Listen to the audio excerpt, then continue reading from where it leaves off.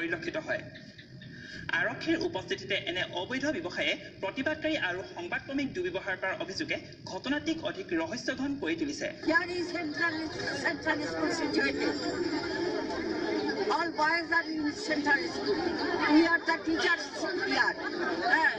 There is no white shop. It is prohibited. Our situation. আসলে বললো যে উনি কোনো রকমের কোনো অর্ডার দেন না, কোনো লিখিতভাবে কিছু করেনি বলে বলছে আমরা লোকের যেরকম সবাই আমাদের থেকে মানে কিছু একটা ভালো মন্দ কিছু চায়, আমরা ওই হিসাবে বলছি ঠিক আছে সবাই যদি রাজি মন্দ থাকে তাহলে আমি রাজি। তো এখানে সবাই রাজিও না, উনি বলছে যে উনি কোনো অর্ডার দেন নাই আর আমরা চাই না এই দোকান, কেন কি আমরা ওয়ার্কশপ চাই না, ওদের কোনো রকম কিছু জানি। এখানে আমাদের বাচ্চারা ছেলে মেয়েরা সবাই স্কুলে আসা যাওয়া করে, আমরা চাই না এই সমস্যাটা বরবাদ করতে, খারাপ করতে।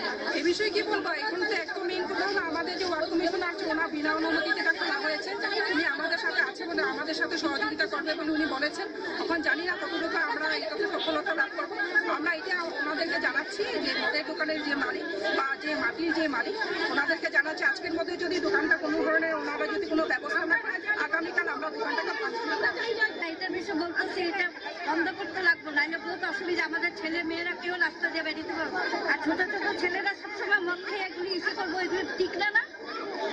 তিনিচুকীয়াৰ পৰা ৰাজেশ প্ৰসাদ, অসম ভিউ।